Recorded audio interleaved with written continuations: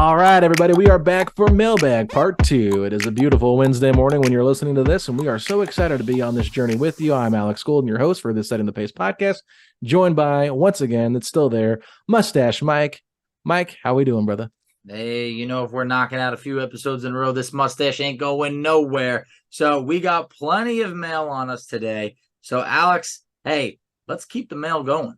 All right, it's Happy Hump Day, ladies and gentlemen, and it's weird calling him Mike, so I'm going to have to go back to Facci for the rest of the podcast until we close things out, but we are here. This is Chase Hoops. He said, do you think that Andrew Nembhard will be on the team past his rookie deal, or will he want a larger role and go to another team? Personally, Facci, before you answer, great question. I think it's a great question, and I think, sadly, we might be asking this question for the next few years. I think the coaching staff absolutely loves him, and I think everybody would probably be in agreement with that. But sure, it's just been 1 year. But oh man, the fan base has fallen in love with this game, and rightfully so. He has true two-way potential and could end up being a starting level point guard. I mean, we honestly feel like he could start on some teams right now, and this is just going into year 2. However, perhaps down the line, maybe he is the starting 2 guard alongside Tyrese, just as we saw last year, as Mathurin could start at 3. But look, this all depends on if he is, not a featured piece in a trade to land maybe an all-star caliber player. Because I don't think there's a scenario where the Pacers would just move on from, you know what, we're not going to bring him back. I think that would be crazy. I think the only way that he is not a Pacer, going in, after this contract is if he is moved in a trade for a much bigger piece because he's going to be coveted by teams. I think he already is. Yeah, and I think what's interesting about second-round picks, and I might be wrong on this, but I don't think I am, so if I am wrong, I apologize, but I don't think he's a restricted free agent. He'll be unrestricted when his contract's up. So that is the only problem that you have with second-round guys is I think you can kind of look at the Jalen Brunson situation, since we talked about Jalen Brunson on the last episode, where he left Dallas because they didn't want to give him that contract when they could have, and he would have taken a much lesser deal and then ended up getting a lot more money, and they couldn't afford him. So I'll just say this. I think you'd probably have to lean that he will get a starting job somewhere if he continues to improve from his rookie year into year 4 as much as he had already in year 1. So if he continues to improve that much, there's no way in my mind that he's not a starter. So, but if he's that talented, then I can see him becoming the Pacer starting 2, like you mentioned, and not being their premier backup. I think the Pacers front office is smart enough to realize his talent, and they'll know if he's frustrated in year 4 with his role. If that's the case, I can see them dealing him for a nice return or expanding his role because they feel like he's earned that. So it's going to be interesting to see what happens this year because who says he can't start? Because when we had Chet Buchanan on, he never once committed to anybody starting besides Tyrese and Miles. So the ball's in his court. If he wants to start, then let's see what happens. I mean, you still have T.J. McConnell who can be your backup point guard, or you can even play Andrew Nembhard backup point guard minutes, even if he does start. So it's one of those things where we're not really sure what's going to happen. I think we would lean that Bruce Brown probably starts, but at this point, the big thing is you just got to let Andrew Nembhard continue to evolve as a player, let him grow, and then kind of figure things out. Because if you feel like he wants to be a point guard somewhere and he wants to be a point guard of another team, i.e. Fred VanVleet leaving the Raptors, going to the Rockets, you don't let him leave for nothing like Toronto's done with all their free agents. You figure out a deal. Okay, look, we know that we're probably not going to come to an agreement here. Let's find a nice place for you. I think that the odds would probably say he is on a different team based on the Pacers already having their guy in Halliburton. But at the same time, if he's that good and he can play the 2 and be that secondary guy next to Halliburton in the backcourt and be really good defensively, if he can become a Drew Holiday, why wouldn't that be able to work? So I think it's one of those things where you just have to kind of let it all play out. But the odds to me would say he's probably on another team only because of the point guard situation. And that's the thing is we've talked about, but with Tyrese being there, I mean, what are the odds that it's just Tyrese and Nembhard are running at the guard spots for the next 10 years together? It just doesn't really happen to be able to keep a backcourt together like that. I mean, Steph and Clay are the only ones that you could really think of, and they won 4 championships together. Yeah. I mean, even Damian Lillard and CJ McCollum, both guards, at least they ran it together for a while, but if you're not winning, eventually it's going to get broken up. So I just think even with all those guys, none of them were really both point guards. So that's what complicates it even more. So I'm in agreement with you, but let's just hope for the best. And if Andrew Nembhard really develops, the Pacers will have a tough decision to make. The next question, DJ Davis. Hey, DJ, we appreciate you. He said, wouldn't Buddy be a sixth man of the year if he was the first off the bench, as he would be like the Pistons' Vinnie Johnson? I think Buddy will stay with the Pacers this year and after, since he and Halliburton are so close. Yeah, so I just want to emphasize that six man doesn't necessarily mean you're the first off the bench, but the most productive off the bench. I think Buddy could be that for Indiana this season. Also, I think Buddy likes it here, but the Pacers have to weigh their options. That's a big thing. If he's super impactful and someone they feel they can't replace shooting and spacing wise, then I can see them bringing him back. But if they want to use his money to get someone more versatile, it might come down to money and allowing someone younger, cheaper to get a chance over Buddy in that backup role. So assembling the best roster to get deep into the playoffs is priority number one. That's up to Buddy to prove that he can be a part of that. Yeah, here's the thing. I very much think if the Pacers are able to carve out the 25 to 30 minutes per game that Buddy needs and is used to, I think that he could accomplish being sixth man of the year. The problem is those minutes are going to be hard to carve out with the talent and the deepness of this roster at the 2 and 3 spot. Sixth man of the year award, it seems pretty open. I don't think anyone feels that Malcolm Brogdon's going to win it again, run it back, especially, given his injury history, Marcus Smart being moved. But I feel like then you're looking at, Manuel Quickly, good player, could be the favorite, who knows, whatever.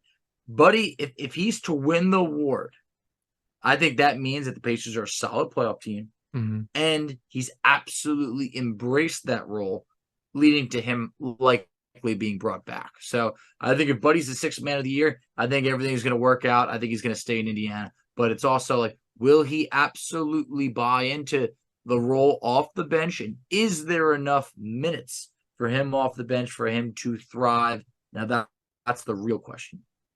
Does he come off the bench is the real question, too, because we're still not certain.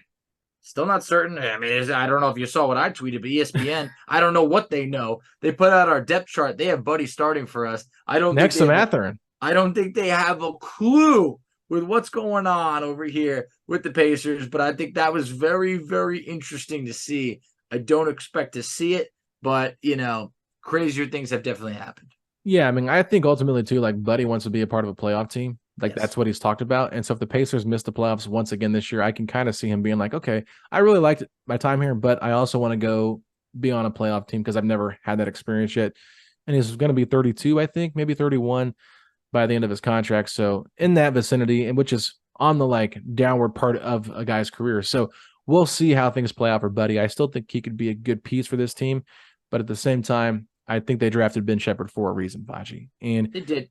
There's going to be a lot of cap space potential next year with this roster, despite the extension kicking in for Halliburton, with all these guys that are going to be restricted free agents or unrestricted free agents or have team options. So the Pacers really have to weigh their options and see if anybody does become available that they could either A, trade for, or B, sign outright in free agency. And that could also determine if Buddy Hield is on this team past this season. No, it's true. But look, even if things aren't going well into the deadline, I think that makes the decision a lot easier to move him, because if it's hey, look, Buddy, we're probably not going to be a playoff team, but we have playoff teams that are calling about you, then that might make that decision a lot easier. But also, if you are to bring Buddy back and pay him what he's making this year, right around that $18 to $20 million per year, if that's a 3-4 year contract, that'll definitely eat into your salary cap space for years to come, and kind of maybe say this is probably what we're working with here, looking for internal growth, when I think the Pacers want to dream a bit bigger and be able to save that, say, $18 to $20 million of cap space. Yeah, I totally agree with that, Facci. So let's keep it moving here. Rebooted Drew wants to know, is there any room for Rondae Hollis-Jefferson on this roster, or in the rotation for that matter?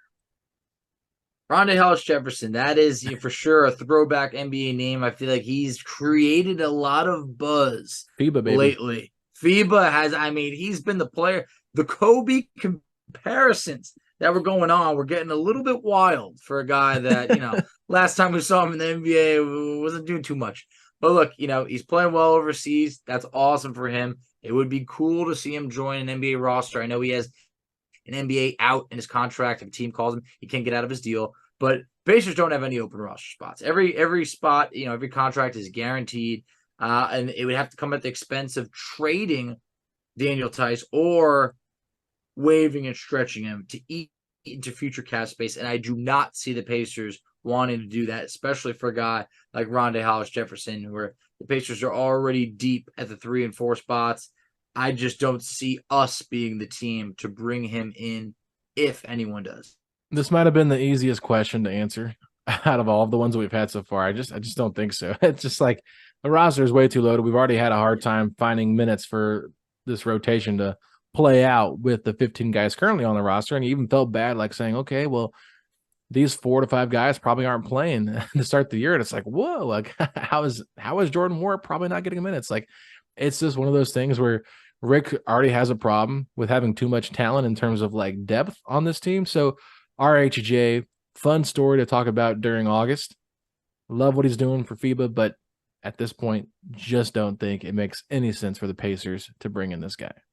This is like classic August to September basketball talk. We're like, yo, what if we bring in Rondae Hollis-Jefferson? And it's like, we will totally forget that this was ever even a question in like March, April, anything like that. We'll be like, I wonder what he's even up to. October. But you know what? That's the fun of things. So you know what? We'll have to check back in, see who signed him, and if he's still crushing it. But next question, Tyler Schmitt said, with success being defined different each year for the past couple of years, what does a successful season look like for you both this year? Player development, regardless of record, playoff berth, both, anything else, also welcome. Yeah, Tyler, this is actually a great question. I was really excited to answer this one when I did. And I said, I think at this point with this young group, a successful season would be making it to the postseason. If the team only makes it to the play-in but doesn't advance, I'd say it was still successful because they improved from the previous year and got a little taste of what the playoffs are like, but still left with a bit of disappointment from how the season ended. Player development from your young core is ultimately the most important thing at this point in their young careers, but getting into the playoffs only helps get this franchise more recognition on how special this group can be, which could help young players who are entering free agency. So I personally think that ultimately the most important thing is player development from your young core because they're still very raw in terms of like how much NBA life they still have left. But I think that this team is honestly too talented to not make the playoffs this year. If they don't, like, I'd be kind of shocked, but everything's going to have to come together correctly. And I mean playoffs, I mean play-in. Sorry. I shouldn't say that they're like guaranteed playoffs because that's the East is still pretty loaded. But a play-in team, if they don't make the top 10 in the East this year, I would be a little bit disappointed. It would mean somebody got hurt that was really important to this team, like a Tyrese or a Miles or a Benedict, something like that. But I just feel like ultimately we want to see them get that little taste of playoff experience, whether it's play-in or playoff, and just improve. Because at the end of the day, if they're making improvements, it means they're doing something right. Because this team last year, 35 wins, not bad. But I think they can get to the 40, 45 range. Exactly. Last year, 35 wins, the rookie class, Tyrese Halliburton, that could be deemed a successful year based off of what expectations were going into the year. I thought this is a great question. But for me, being a top 6 seed is an uberly successful year. That is as great as it could possibly be. We'd be the Cinderella of the NBA. We'd be like, I feel like almost kind of catching some of that buzz that the Sacramento Kings had last year. Yeah. Where it's like, whoa, look at the Pacers. Like, look at them. They're up and coming. But I could also very much consider a successful year being making the play-in game with major development for Mathurin, Nembhard, Obi, Jarace Walker, Halliburton maybe being an All-NBA or at least an All-Star. I think if Halliburton is All-NBA and we're a play-in / playoff team, I mean, that is awesome. But if Mathurin and Nembhard take that step forward and we realize that they're for real, no offense, they're not a Chris Duarte type player, I think we're going to feel real good about ourselves and the progress that we're making. If Jarace Walker can show that real potential, especially defensively, Obi Toppin, we see as a player that just needed a fresh start and we strike gold on. And we get bounced in the play-in game, but we get that meaningful experience. I think that's going to be awesome. But to me, there is no way to label this season successful if we don't at least make the play-in game, because now you can no longer sell this team on, hey, we got 35 wins again, like we're coming. It kind of feels like we didn't take at least a step forward. And I think that step forward is at least the play-in game. Interesting. So you're telling me that if Benedict Mathurin improves as a 3-point shooter, gets better defensively, and gets more points per game, that this wasn't a successful season because we didn't make the play-in? Well, we can't base our whole season around just Mathurin Well, taking a step forward. I'm giving an example. Like, let's say him and Nembhard and another young player, like Jarace Walker, like they have really good seasons.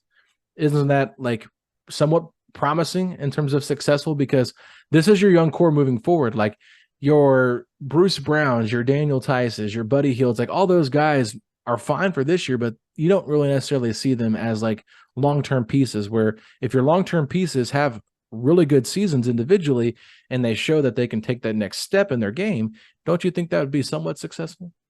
I think if those guys take the next step, that should equate to a few more It wins. should, but what if some reason we get 42 wins and we still don't make the playoffs because... Okay, sure. If I'm just asking. Happens, okay. In that scenario, I can label that still a successful season because 42 wins, we're above 500. So how about this? If that happens, but we're also 500, yes, that is a step forward. Okay. Successful, 7 more wins than last year. Yes, sign me up for that. Yeah, because I mean, you never know what's going to happen. There could be a team that's like the 10th seed or whatever, or the 11th seed, and they have a 500 record or something like that. It's not likely, but no. I'm just throwing out these different scenarios because I want to make sure that, we're not overlooking like, oh, playoffs or bust. Like, because I don't want to come across that way, because I still think that at the end of the day, if I see our young core, and this is just me personally, so you don't have to answer this for you. I mean, you don't have to be this way in terms of how you feel, but if I see our young core make massive steps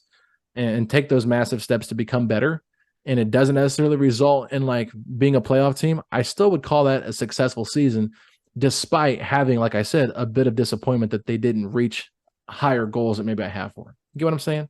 I get what you're saying, but if we can't snag the 10th spot in the East, it's hard for me to celebrate, any of that. I could be happy with a couple of players, but season-wise, being successful, I don't know. I might be able to say that was a successful, sophomore year for Benedict Mathurin and Nembhard and that. But you got to come with a couple more wins. It's September. I'm looking at the glass half full. Oh, that glass is definitely half full. I'm looking for it to be like a little 60% full, a little bit of that. I'm feeling pretty good about this team this year. I'm not gonna lie. I feel like they're gonna be a lot better and maybe even do something special this year that we're not necessarily maybe ready for. So anyway, let's keep it moving here. Lee Plenty wants to know, can Jarace Walker develop into a small forward? Super tough question. Coming into the draft, some people were saying he can't. They're like, he is not a 3. Then watching Summer League, given his size, the amount of time he spent around the perimeter, putting up some threes, I felt like he probably could. And I know that, some see him as potential small ball 5, which I think he can. And he's definitely a 4. But I also do think that he could spend some time as a 3. Who knows how it'll go, but I don't think that you could say that he can't play the 3. So I'm going to disagree here. Okay. I don't necessarily see him being a 3, Facci. He's going to have to really improve on that 3-point shot. Oh, big time. To be a 3. And like you said, it's going to take a lot of work to get there. I just don't really see him like that. And I think it was a great comparison, one that I hadn't really thought of when Miles compared a lot of his game to Thad Young. Thad Young, to me, is not a 3 because of his lack of shooting. And while they're both like smart, high IQ passers that can make the right play, I don't see them as putting the ball on the floor and really being like great dribblers either. So personally, for me right now, I see him more as a 4, like strictly a 4 that can play some small ball 5. I just don't envision the 3 ever happening. It's kind of like one of those things where we constantly heard about Isaiah Jackson could be a 4, but Rick Carlisle's only played him at the 5 because that's what he is. So to me, it's like, Jarace Walker, we have enough wings. We don't need him to be a 3. Could he play the 3 for a possession or 2? Sure, maybe. Play some good defense out there on a 3. That's what he could do. But I don't necessarily see him being a 3, a 2, one of those kind of wing players. I see him more as a big, a power forward, or more than likely a small ball 5. I definitely see him as a 4 who could play some 5. And then when we say, could he play the 3? I don't know how much of an extent that really means. But what I need to know, and I have brought this up in the past, and it still bugs me, is if you ever go on ESPN, can you tell me why Isaiah Jackson is still listed as a 3?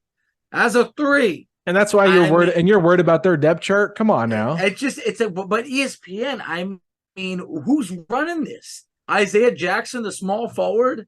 Come on, they're no longer the worldwide leader in sports. Not at all. They're not at all, and it still pains my inner childhood just to hear that and have that known. But yeah, I feel like I need to write an angry letter or something until that's changed. But guard Terry Taylor. yeah, exactly. Guard, yeah, that was another one that was just wild. But hey, I'll get off my soapbox. Here we got for next. John Byer said, "Love the Ring of Honor idea. Who are your top 5 choices if the team were to do it? I'd start with these 5, but I'd love to hear your ideas." He had Rick Schmitt, Danny Granger, Jermaine O'Neal, Mark Jackson, and Larry Brown. Honestly, these are all great choices. Yeah, they are. I can't really disagree with this, Facci, but I would say for my first 5 that I would probably go with, I would say Rick Schmitt, I would say Jermaine O'Neal, and I would say Danny Granger. I would agree with all 3 of those. Me too. But maybe it's just because I watched them up close and got to see them a little bit differently. But I think I would actually lean Roy Hibbert because he was an all-star with the Pacers. 2-time all-star. Yeah, 2-time all-star. And he was a Defensive Player of the Year candidate. I think he made a all-defensive team a couple times too, if I'm not mistaken. He did. And then this was a really tough one for me. I put David West in there. Mark Jackson is definitely worthy of it. I think that Larry Brown's worthy of it. I think a couple of names, I don't want to steal your guys if you have them, but I had honorable mentions like Dell Davis, Jalen Rose, Derek McKee. I think all those are honorable mentions. And then, of course, Larry Bird being the highest winning percentage of a coach for the Pacers in franchise history. So, like, those are some names that I think deserve to be in there. But you can't go wrong with the 5 that John mentioned here because Mark Jackson, like you said, still holds the record for the most assists in a season. Like, Mark Jackson was a pivotal part of those teams that made the Eastern Conference Finals runs and then eventually the NBA Finals run. So maybe he does deserve the nod over David West in this regard. But what David West meant to that franchise, it's tough. And I know Paul George probably deserves to be in there, but not right now, not until he's retired. I definitely agree with Rick Schmitt, Danny Granger, Jermaine O'Neal. No doubt. I feel like those 3 are unanimous. Then when it gets to Mark Jackson, it's like you can make that argument. Hey, even a 2-time Pacer came back for more. They traded him for Jalen Rose. Yep. So that was awesome to be able to get him back. But here's what I got. So I got the first 3, and then, assuming how things go during this stint and, how long it is and all of that, and maybe if he moves in the front office one day, I think Rick Carlisle should go in there. This is his 3rd stint with the Pacers, and we'll see what happens, depending on how he finishes this out, and because this could end up being a good run. And like we said, maybe he does eventually go to the front office, and it ends up being a guy that was really there through a lot of the success of the late 90s to the, coaching them, and I'm for Rick Carlisle. Don't get me wrong, but do you think with him still coaching the team right now, it makes sense to put him in there? Well, no, you don't. Wait till he's done. Exactly. That's why I didn't put like a Halliburton, because obviously he should be in there. Well, yeah. Look, Halliburton. Look, I hope one day he'll be in there, and I expect that he would be if he stays long term. But Carlisle, same thing with him. Look, if it all works out long term. But if you're talking about just for now, I think one guy that you didn't mention is really underrated. What about Jeff Foster? I was waiting for that. Pacers. He forever. I mean, that guy was as loyal as it came. And then I had Dale Davis as someone that you got to definitely consider. He made an all-star team with the Pacers. He's with the Pacers for about 10 years, another 2-time Pacer. Austin Crozier's where I had the cutoff. I was like, exactly. That's where I was like, okay, look, he was there, but I wouldn't put him in there. But, it's like I could see some people be like, what about Crozier? But then lastly, we're both in agreement. As talented as Paul George is and was for us, the way the exit was and all of that, it's just like, unless he was to come back to the Pacers, I don't think he would make the Ring of Honor. I didn't say he wouldn't make it. I think he should make it. Oh, well, you could definitely make that argument, but I think unless he was to come back, it's like, those are really good years, but, I don't know. No, he deserves to make it once he retires, because he had a great career here with the Pacers before he could have been the best Pacer of all time if he had stayed 10 to 15 years. He would have broke so many records. He gave us 8 years. I mean, it was solid. It was really, there was success in those 8 years. The back-to-back conference, finals appearances and all that. So, I don't think it'll happen. I really don't. but it should. Yeah, I think that he definitely should be up for consideration just because of how good he was for a certain era. And that's why it's kind of like you look at that rough era that ended up leading to the brawl, but like you're talking about the defensive player of the year, Ron Artest. He should probably get some love for that. And I don't know if he'd ever would because of the brawl. I don't think he would. And that's why it's like I wanted to put him down as like someone that they should consider. But I think you give it like 30 years from now, if they did this, he probably could make it. But same with Victor Oladipo. Like Victor Oladipo, Domantas Sabonis, these are kind of guys that had really good moments with the Pacers. Like, do they deserve the Ring of Honor? It's tough. I think Lance Stevenson has a case just because of the fan favorite. If you're putting Jeff Foster in there, Lance Stevenson has been a 3-time Pacer. This guy, and I think George Hill's another guy that could be up for consideration. Now, we're not talking about guys that changed the franchise, but if you're putting Jeff Foster in there, the guy didn't change anything for the franchise. He was just a solid guy. Didn't. But it gets to a point where it's like Nick Collison has his number retired. Well, but we're not OKC. Come on. We're not OKC. This is Indiana, baby. We're definitely not. I know. I'm just saying, like, every now and then you got to reward the guy that's stuck with you the whole time. And, if we're talking about throwing in as many names as you mentioned before, Jeff Foster's one that you feel like you got to kind of tip your hat and be like, hey, that guy was loyal. I think a couple names that we left off that probably should have gotten some love. First and foremost, Donnie Walsh. Very much. Donnie Walsh was like ingrained in Pacer basketball for so long. I think he definitely deserves to be in there. And then two more names. Obviously, I think Herb Simon, the owner, whenever he passes away sells the team, like he needs to be in there. But one guy that's been with this franchise for a very long time, he's still with the franchise currently. That's Mark Boyle. I think the voice of the Pacers radio station, Mark Boyle, definitely deserves to be in a Pacers Ring of Honor because we know he probably won't get his jersey retired because he wasn't like a coach or anything like that. But he's another guy that deserves some love. And then going back to the ABA, because you hear this guy's name brought up all the time as a huge part of those teams. And I want to make sure that the people that are older listeners that listen to this show don't think I'm discrediting the ABA, but Freddie Lewis. Freddie Lewis deserves some love for the Ring of Honor.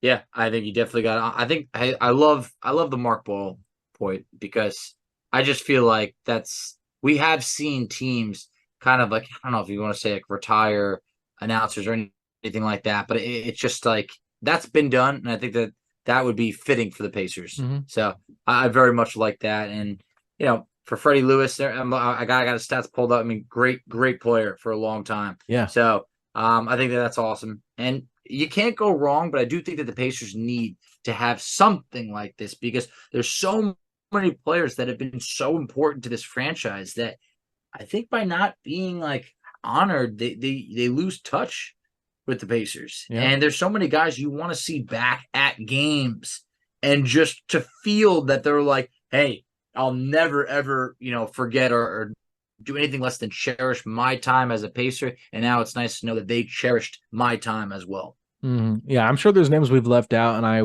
feel bad about that. So if there's a name we left out, please let us know in the comments section below, wherever you're listening to this, whether it's on YouTube, whether it's on, you're listening on your Apple Podcasts, you can leave a comment on Instagram, Twitter, that kind of stuff. But if you don't know where to find us at, now's a perfect time to listen in because Facci, you're going to tell everybody where they can find us at on social media.